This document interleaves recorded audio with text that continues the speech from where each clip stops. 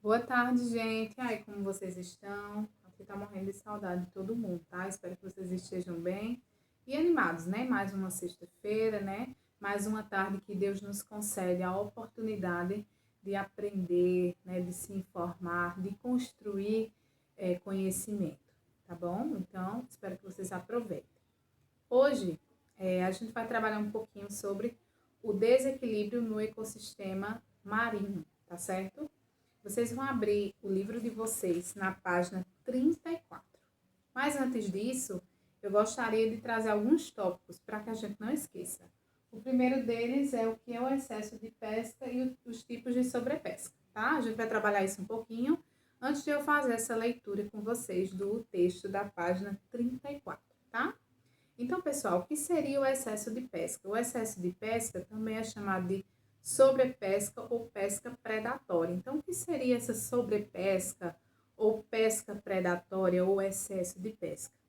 Seria a remoção de uma espécie marinha, de uma espécie de peixe, por exemplo, a partir de um corpo d'água, perdão, a uma taxa que as espécies não podem se repor no tempo. Ou seja, eu vou retirando tanto aquele peixe da natureza, eu pesco de forma excessiva e vai chegar o momento em que eu não posso mais repor. Então, todo mundo está pescando sem nem se preocupar se vai haver reposição daquele peixe, tá bom?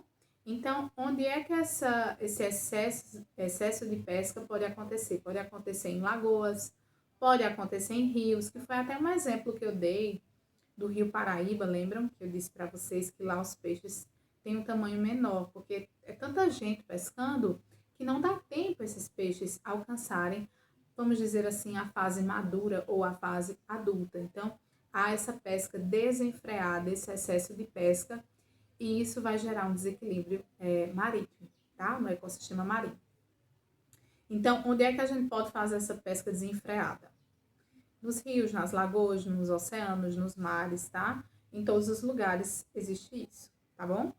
Então, existem três tipos de pesca. A primeira que eu coloquei aqui é a pesca excessiva crescimento. Então, o que seria a pesca excessiva crescimento? Quando é que ela ocorre? Ela ocorre quando os peixes eles são colhidos num tamanho médio, tá? Então, ele não tá nem pequenininho e nem tá grande. Ele é colhido num tamanho médio, vamos dizer assim, tá? E ele não é produzido, perdão, ele não é pescado no tamanho adulto, vamos dizer assim. Então, pessoal, ele ocorre quando os peixes eles são colhidos num tamanho médio, que é mais pequeno do que o tamanho produzido pelo rendimento por recruta, tá? Então, o recruta é aquele que toma a maturidade para a pesca. O que é que acontece quando um peixe ele é retirado no tamanho médio? O rendimento ele vai ser menor do que se aqueles peixes que foram retirados no tamanho médio se desenvolvessem. Então, o rendimento é bem menor, tá? Do que se eles fossem retirados num tamanho apropriado, num tamanho adequado. Como a gente pode solucionar esse problema, né? Deixar com que os peixes eles tenham ali um tamanho apropriado para a pesca, tá certo? Então, essa seria uma das soluções para sobrepesca de crescimento.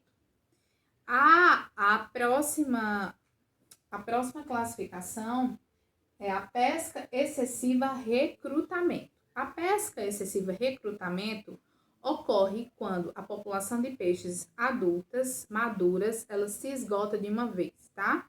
Sem capacidade de reprodução.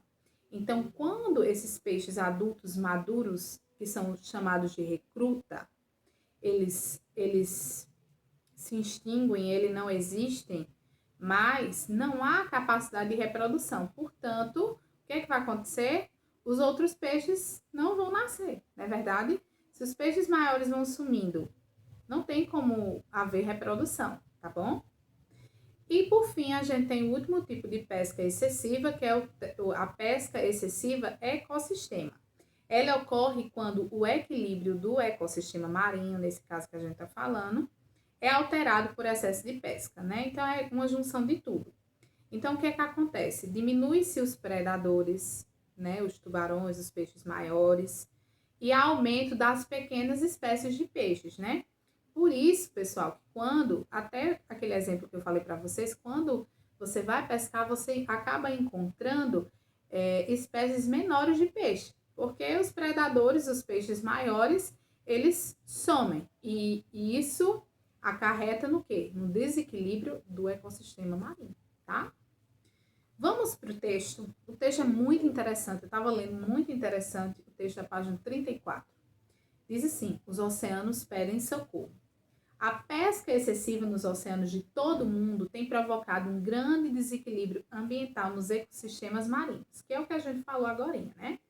Alguns exemplos de seres vivos que sofrem com essa ação são o bacalhau, olha só, bacalhau, atum e tubarão. Prestem atenção nesses exemplos. A pesca descontrolada dessas populações está reduzindo drasticamente o número desses seres vivos nos oceanos, colocando-os em risco de extinção. Então, a pesca desenfreada desses animais, do bacalhau, do atum e do tubarão, né?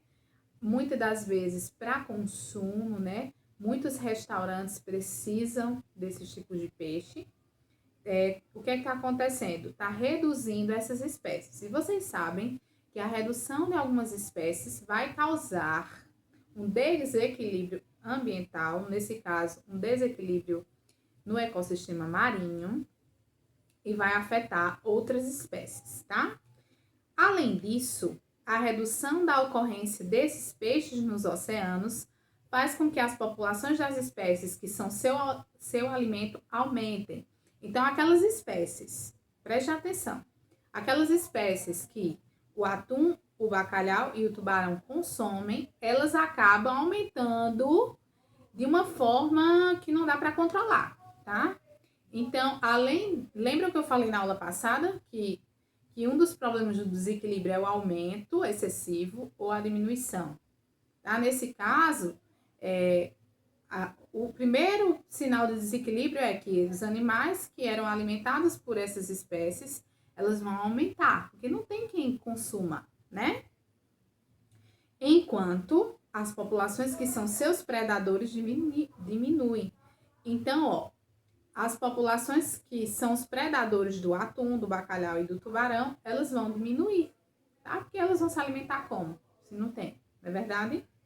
Esse desequilíbrio pode causar grandes mudanças nos ecossistemas marinhos, afetando todos os seres que habitam a região. Tá vendo como a diminuição de algumas espécies pode causar um total desequilíbrio nesse ecossistema? Entenderam? Um exemplo de desequilíbrio ambiental nos oceanos foi a pesca excessiva de anchovas e sardinhas, que ocorreu na década de 70. Então, na década de 70, pescou-se muitas anchovas, que é um tipo de peixe, e muitas sardinhas, né? E isso causou um desequilíbrio enorme naquela época, tá? Na África, especificamente. As anchovas e as sardinhas alimentam-se de algas microscópicas, entre outros seres vivos. Vamos lá. As anchovas e as sardinhas se alimentam dessas algas microscópicas. Então, se elas somem, o que é que vai acontecer? Com a diminuição desses peixes, as merluzas, que é um outro tipo de peixe, tá? Que se alimentam das sardinhas, começam a desaparecer. Por quê? A merluza não tem mais como se alimentar, não tem mais sardinha, tá? As populações de pinguins africanos e das aves alcatraz do cabo, que se alimentam das anchovas e das sardinhas, também foram afetadas. Também houve essa diminuição, né? Um verdadeiro desastre ambiental. Então, aí prejudicou os predadores desses peixes, tá certo? E também prejudicou a diminuição dessas algas microscópicas, porque não tem mais esse tipo de espécie no mar. A boa notícia é que algumas atitudes adotadas em nosso dia a dia podem contribuir para reduzir o problema da pesca excessiva nos oceanos. Reduzir o consumo de peixes, dar preferência ao consumo de peixes capturados de forma artesanal em pequenos barcos e pressionar os governantes para que elaborem leis mais rígidas para a pesca na costa brasileira são algumas das atitudes. Então, ó, a gente tem essas 3 atitudes, né? Mas eu acho que a atitude mais convincente dessas 3, a mais efetiva, era a conscientização dos pescadores e de todo mundo, porque havendo esse desequilíbrio, né, há um prejuízo para todo mundo, não só para as espécies marítimas, mas para as pessoas, porque se aquela espécie esgota completamente, então não vai mais nem se comer, tá certo? Essas espécies aí marítimas. Então é isso. Além da cobrança dos governantes, né? Temos o Ministério do Meio Ambiente no Brasil, então nada melhor do que cobrar essas autoridades competentes as devidas regras, as devidas contribuições para esse tipo de ação, tá? Pessoal, então é isso. Vocês responderão aí a atividade da página 35, que está no topo, essa daqui. E é isso. Um beijo. Deus abençoe vocês e até a próxima. Tchau. Bom final de semana para todo mundo.